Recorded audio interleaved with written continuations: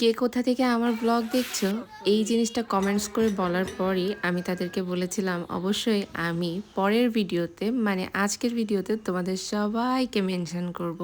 হ্যাঁ, আজকে আমি তোমাদের সবাইকে মেনশন করব এবং কমেন্টস বক্সে আজকে যারা যারা আবার নতুন করে তাদের পেজ মেনশন দিয়ে যাবে তাদেরকেও কিন্তু আমি নেক্সট ব্লগে মেনশন করব। সকাল সকাল উঠে স্নান করে ফ্রেশ হয়ে বসেছিলাম, খাওয়া দাওয়া করলাম, চা খেলাম। এরপরে দেখি মাসি আর মা দুজন বসে খাওয়া দাওয়া করতেছে। সকালের খিচুড়িটা ছিল অনেক বেশি মজার, আর মাসি বসে খাচ্ছিল আর মাসির খাওয়া আর মার গল্প এগুলো শুনছিলাম। গুড্ডু বুড়ি তাকাও, গুড্ডু বুড়ি শ্যাম বুলবুলি কই? এরপর বাইরে আসলাম আর এসে দেখি ভাটির ফুলগুলো এত ভালো লাগছিল। তারপরে দাদা ডাক দিল, আয় আমার সাথে যাবি, মিষ্টি আনতে যাচ্ছি। সেই জন্য চলে গেলাম দাদার পিছ পিছ বাজারে প্রথমে যেতে চাইনি, তারপরে যখনই দাদা বলল চল দেবুর দোকানে চা খাবো, সেই জিনিসটা কি আর মিস করা যাচ্ছিল, তাই দাদার পিছ পিছ ধরেই চলে গেলাম বাজারে। যদিও উদ্দেশ্য একটাই, মিষ্টি আনা। আজকে আবার দিদিমার উদ্দেশ্যে রামায়ণ জ্ঞানের আয়োজন করা হয়েছে, আর কালকে হচ্ছে কিছু মানুষ বাড়িতে খাওয়া দাওয়া করবে, সেটার জন্যই মিষ্টি আনতে যাচ্ছি। আর মাছ, বাজার, তরি তরকারি, বাবুর্চি সব কিছু তৈরি করে রেখেছে দাদারা। আর চলে আসলাম বাজারে। এই যে এখন বসে বসে চা খাচ্ছি। চাটা যেমন মিষ্টি ছিল তেমনি সুন্দর ছিল, আর খেতেও বেশ মজা লাগছিল। আমি অনেকদিন পর আসাতে ছোট বৌদি যখন বলল চলো চা খাই, তারপর থেকে এই চায়ের স্বাদটা পেলাম। হ্যাঁ, চাটা আসলেই মজা। এর কিছুক্ষণ পর দাদা এসে একটা মিষ্টি দিয়ে গেল, আর মিষ্টিটা খাওয়ার পরে আমার গা এত ঘিন ঘিন করছিল সেটা আমি বলে বোঝাতে পারবো না। মিষ্টিটা এত মিষ্টি ছিল যেটা খাওয়ার পরে না আমার দাঁত শিরশির করছিল এবং কেমন একটা অস্বস্তি মনে হচ্ছিল।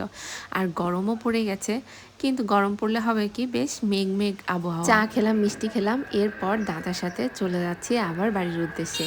আসলে এই বাজারে আসলে দাদাদের সাথে পুরোনো দিনের স্মৃতিগুলো মনে পড়ে যায়। এই যে মাসির বাড়িতে এসে 2-3 দিন থাকতে পারলাম, মনটা বেশ হালকা লাগছিল।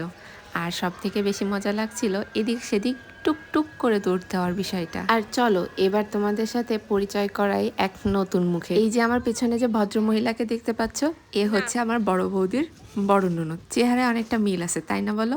আর চারিদিকে কিন্তু মেঘ গুড়গুড় করছে, এক্ষুনি মনে হচ্ছে বৃষ্টি নামবে নামবে। আর এইদিকে আমরা চলে আসলাম একটু ছবি তুলতে। উমা, ছবি তুলতে এসে ধান ক্ষেতের ভেতরে এই দেখো কি জিনিস দেখতে পাইছি। ওরে ভাই রে ভাই, আর কি এখানে দাঁড়ানো যায়? আর এটা হচ্ছে আমাদের মাসিদের ধানের মাঠ। এত ভালো লাগে দেখতে, আর এই বাতাসটা যেন একদম কলিজা ঠান্ডা করে দিচ্ছিল। এরপরে এখান থেকে হাঁটতে হাঁটতে চলে গেলাম বাড়ির দিকে, আর দুপুরে খাওয়া দাওয়া সারলাম। রাত্রে সবাই রান্নার জন্য সব কিছু গোছগাছ করছিল, আর এদিকে মাছ, তরি তরকারি সব কিছু কুটে বেছে রান্নার আয়োজন শুরু হয়ে গেল। আবার ওইদিকে তো রামায়ণ গানের সময় হয়ে গেল।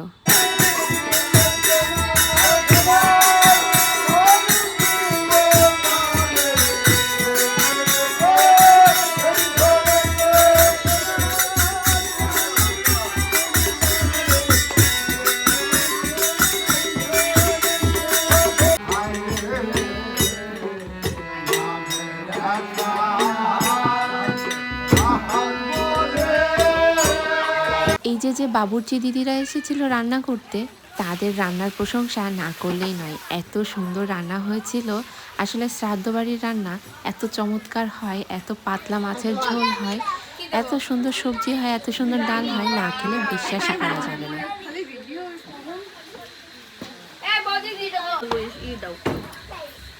মনে আমার